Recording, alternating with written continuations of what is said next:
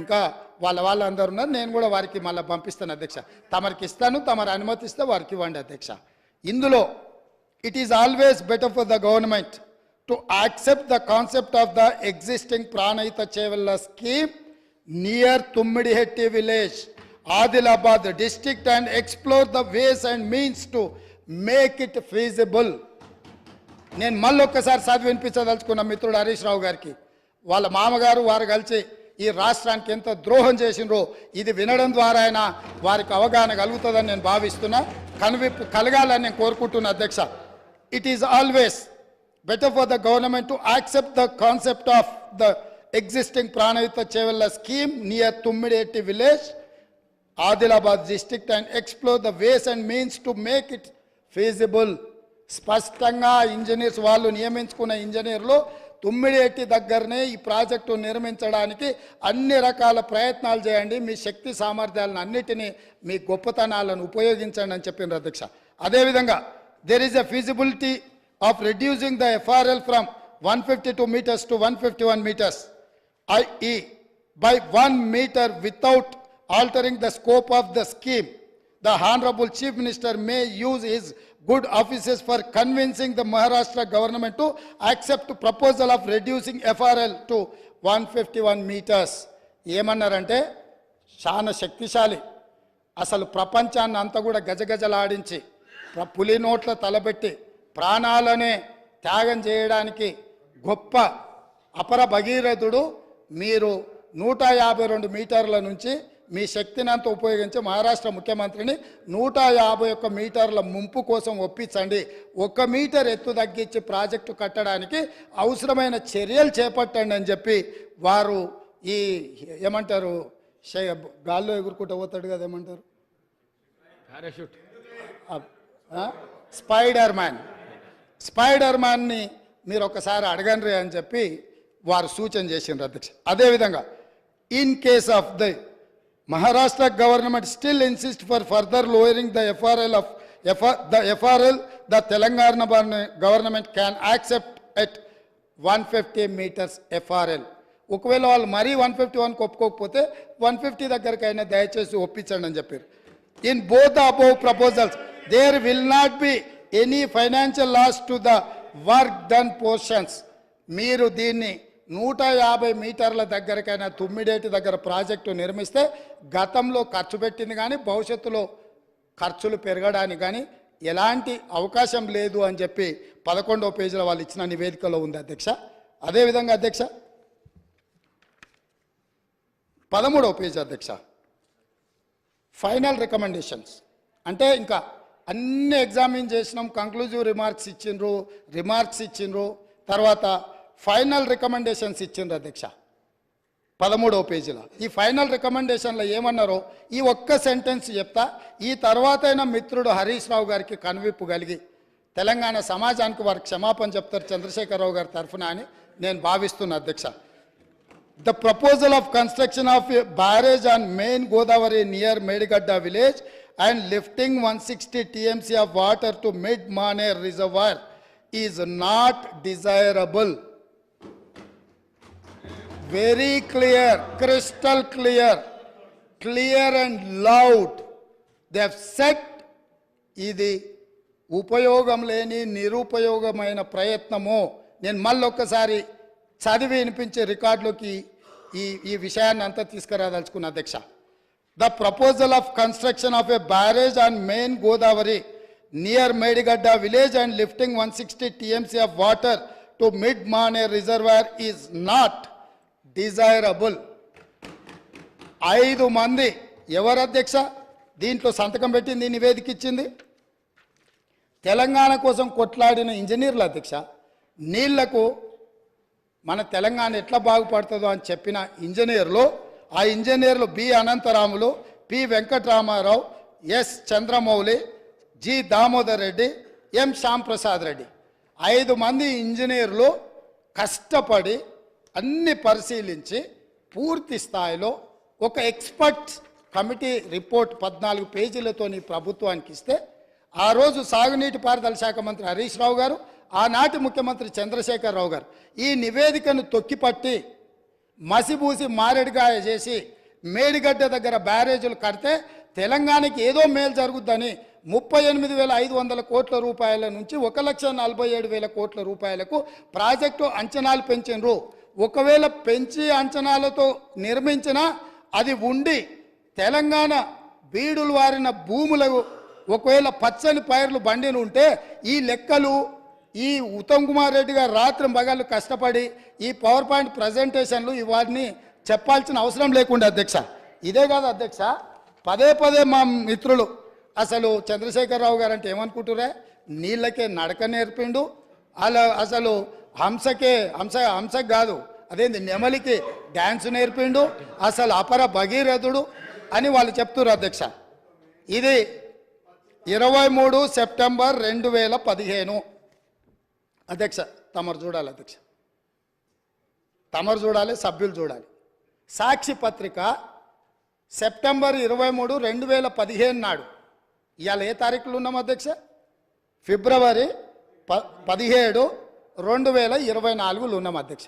9 ఏళ్ల కింద, దాదాపుగా 9 ఏళ్ల కింద అధ్యక్ష, మేడిగడ్డ మేడి పండేనా మిత్రులందరూ చూడాలి. ఆ రోజు సాక్షి పేపర్లో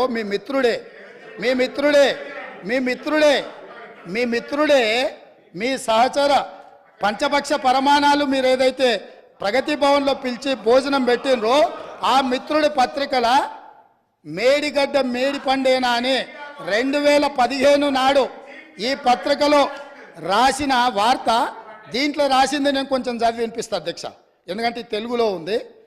కాళేశ్వరం దిగువ నుంచి నీటి మళ్లింపు ఆర్థిక భారం అంటున్న నిపుణులు. ప్రభుత్వ ప్రణాళిక ప్రకారం ఎల్లంపల్లి వరకు వచ్చే ఖర్చులు 14,000 కోట్లు. దీంట్లో అధ్యక్ష నేను నివేదికలు చదువుతున్నా అధ్యక్ష. ప్రస్తుతం ప్రతిపాదిస్తున్నట్టుగా కాళేశ్వరం దిగువన మేడిగడ్డ నుంచి నీటిని మళ్లించే ప్రక్రియ పర్యావరణ పరంగా, ఆర్థికంగా, నిర్వహణ పరంగా ఏమాత్రం మంచిది కాదని ఇన్స్టిట్యూట్ ఆఫ్ ఇంజనీర్స్ తేల్చి చెబుతుండడము ఇప్పుడు కొత్త చర్చకు తెరలేపింది. అదేవిధంగా అధ్యక్ష ఇంకో పదం కూడా చెప్పారు, ప్రభుత్వ దూరదృష్టి అవగాహన లోపాల కారణంగా ఈ ప్రాజెక్టు అబాసుపాలు కాకుండా ఉండాలంటే ప్రత్యామ్నాయ మార్గాలపై అధ్యయనం చేయాలన్న వాదన వినిపిస్తుంది. ఇది ఈరోజు ఉత్తమ్ కుమార్ రెడ్డి గారు చేసిన ఆరోపణ కాదు అధ్యక్ష. ఈరోజు మునిగిపోయిన మేడిగడ్డ, పగిలిపోయిన అన్నారము, కుప్పగూలిన సుందిళ్లను చూసి మాట్లాడి రాసింది కాదు అధ్యక్ష. ఆ రోజు సాంకేతిక నిపుణులు ఇచ్చిన నివేదిక ఆధారంగా ఆ రోజు మీడియా మిత్రులు తెలంగాణ మేలు కోరి ఈ వాస్తవాలన్నిటిని ఆ రోజే చెప్పిండ్రు అధ్యక్ష.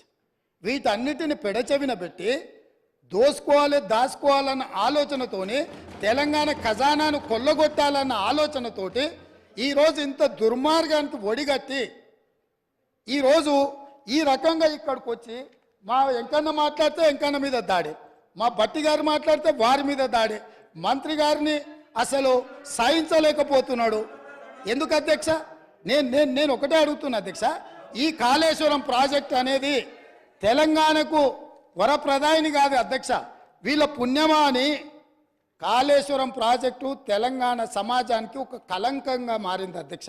ఇవాళ ఈ కలంకాన్ని నిలువెత్తు ఆధారాలు అక్కడ ఉంటే పక్కున పగిలిపోయి, రెండుగా చీలిపోయి, నేలకు కుంగిపోయి, నిటారుగాడపోయి నిలబడితే సిగ్గుతో తెలంగాణ సమాజం తల వంచుకొని పరిస్థితులు కల్పించిన వాళ్ళు ఇంకా నిస్సిగ్గుగా సభలో నిలబడి మమ్మల్ని ప్రశ్నిస్తారా అధ్యక్ష?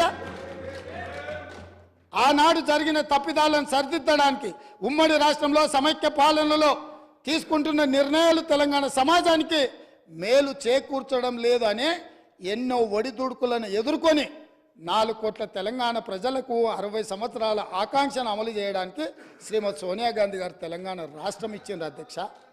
అట్లా ఇచ్చిన తెలంగాణను వీళ్ళని నమ్మి వీళ్ళ చేతిలో పెడితే 10 సంవత్సరాల దివాలా తీయించి కొల్లగొట్టి ప్రాజెక్టులు పక్కున బలిగిపోతుంటే దాని మీద క్షమాపణ చెప్పకుండా ఇంకా ఎదురుదాడేంది అధ్యక్ష? ఏంది ఇదా అధ్యక్ష పద్ధతి? ఈ నివేదికను కాదంటాడా? ఈ నివేదిక వాళ్ళు అధికారులను వాళ్ళు నియమించలేదంటాడా? లేకపోతే ఈ నివేదిక సంబంధం లేదంటాడా అని నేను అడుగుతున్నా అధ్యక్ష. ఇవాళ మాజీ మంత్రి హరీష్ రావు గారిని నేను నిలదీస్తున్నా. మీరు బాధ్యులు, మీరు ఈ దుర్మార్గాలకు పాల్పడ్డది మీరు. మిమ్మల్ని ఎందుకు 2014 నుంచి 18 వరకు మిమ్మల్ని చంద్రశేఖరరావు గారు మంత్రిగా కొనసాగించి 18లో ఎందుకు మిమ్మల్ని మంత్రిగా బర్తరఫ్ చేసిండని నేను అడుగుతున్నా. మీరు ఈ దోపిడీలో ఆ తర్వాత వచ్చిన చంద్రశేఖరరావు ఈ శాఖకు మంత్రి, ఈ పాపాలకంతా వాళ్ళిద్దరు కారణం కాదా అధ్యక్ష?